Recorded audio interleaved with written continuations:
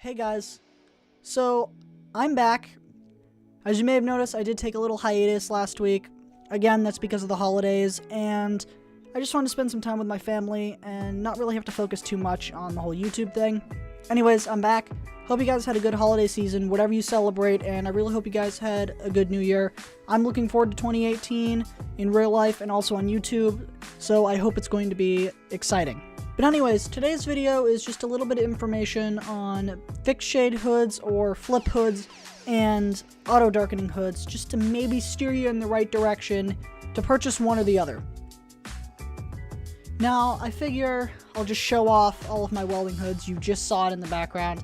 So sitting here on the table are what I consider to be my two best hoods in both fixed shade and auto darkening. Now, I want to clear something up quickly, because I've heard of a hood that's the same style as my pipeliner, referred to in two ways. One of them is a flip hood, which can mean one of two things. One, it's describing the action that you have to do every time you want to weld. There's absolutely no way for you to leave the hood down and see what you're doing without an auto darkening lens in it. So you have to nod your head and flip the hood down.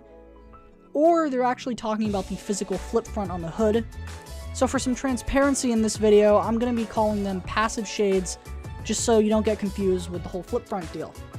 Now, what are the benefits to a passive shade, you might ask? Why would I use one over an auto darkening?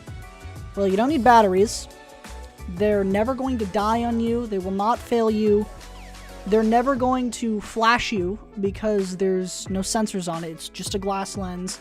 The clarity on these things is awesome with the right lens. You put a gold glass lens in there or something of that nature, and it's super clear. It's like welding in HD, or if you're a computer person, 4K. It's really good. They're really resilient. There's really nothing that you can do to really take these things out of commission as easily as an auto darkening helmet. Now, they do have their downsides, like they are much harder to learn on, especially if you're learning stick welding or SMAW, because you have to position yourself, then flip the hood. But it's something you get used to. You should always get used to using a passive lens and keep one as a backup. But we're talking about main welding hoods here. As for auto darkening, these things are really great too. You can get anywhere from the cheapy ones for like 40 bucks, like I showed you from Harbor Freight, or you can go really high end and get a $500 speed glass helmet if you want to, or anywhere in between. Auto darkening hoods, obviously, as the name implies, they darken whenever you strike the arc. This is really good because you can flip the hood down, then position yourself, and then proceed to start welding. Really good for fitting things up, tacking, because you don't have to continually flip the hood up and down. And it's really good for doing a heavier amp welding as well without having to continually change the lens, because you can just reach in and push a couple buttons or turn a knob and you change the shade of the lens. Now, I want to mention a few higher end helmets, namely Optrel helmets, have, I guess, what is the equivalent to an autopilot, where depending on how much amperage and how far away you are from the arc, it lightens or darkens. You don't necessarily need that feature, but I just thought I'd point that out.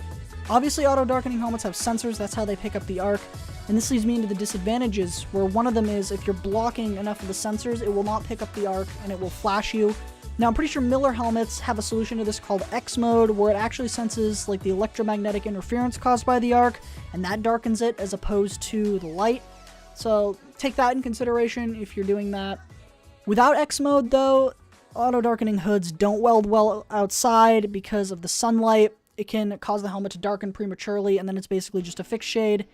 Out of position, for most helmets like mine, since it's flat on the face, is not good because sparks and spatter and stuff can get caught on the lens and then damage your very expensive auto darkening lens. It's not the shell that's expensive, it's the actual physical lens itself. Also, a lot of auto darkening helmets these days are taking weird size cover plates and like weird shaped cover plates. There are a few helmets that, because of their cover plates and shape, allow them to weld overhead. Optrel's one, Aesop's got a new helmet, and there might be a few others that I'm forgetting here. And that can just add up the costs for you if you have to buy special cover plates as opposed to just the standard 2x4¼ or 5x4 cover plates. Anyways, I hope this video was a little bit informative. It was not designed to steer you in one way or the other.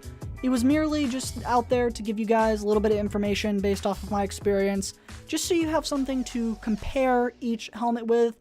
Now, in an ideal world, I recommend you have at least a minimum of 1 fixed shade and 1 auto darkening. The fixed shade to use on like repairs outside and on the job if you have to go anywhere, and the auto darkening to use in your shop. And the fixed shade also acts as a backup. If you break your auto darkening hood, you don't have to wait for repairs to weld. You just pop on your fixed shade and you're good to go.